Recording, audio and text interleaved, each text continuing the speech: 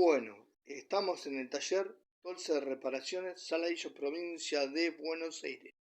Estamos viendo un lavarropa Columbia. Capacidad 10 kilogramos. Carga superior este lavarropa. Bueno, este lavarropa entró al taller por una falla muy particular que tienen, que bueno, se pasa el agua para abajo.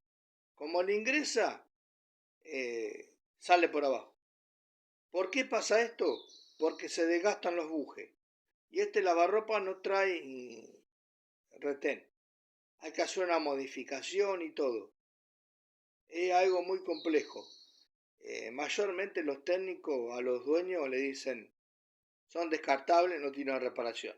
Pero bueno, acá en Dolce Reparaciones, como todo se arregla, bueno, yo modifiqué y se le puso un retén. Otra falla muy común que tiene, rompe la polea o corta la chaveta de polea. Son fallas muy comunes de este lavarropa. Después es un lavarropa que, por lo económico que es bastante aceptable en el lavado, yo diría.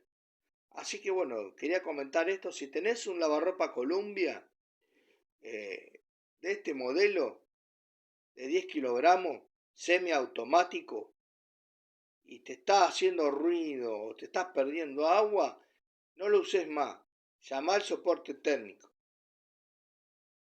Así que bueno, lo terminamos acá. Quería mostrarle esto, gente. Que Dios los bendiga. Síganme en YouTube. Comenten.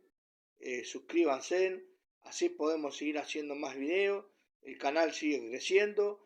Y bueno, y si me querés llamar para asesorarte por este tipo de lavarropa, mi número de teléfono es 0, 2, 3, 4, 5, 15, 52, 33, 19. Un video más de Dolce Reparaciones, Saladillo, provincia de Buenos Aires.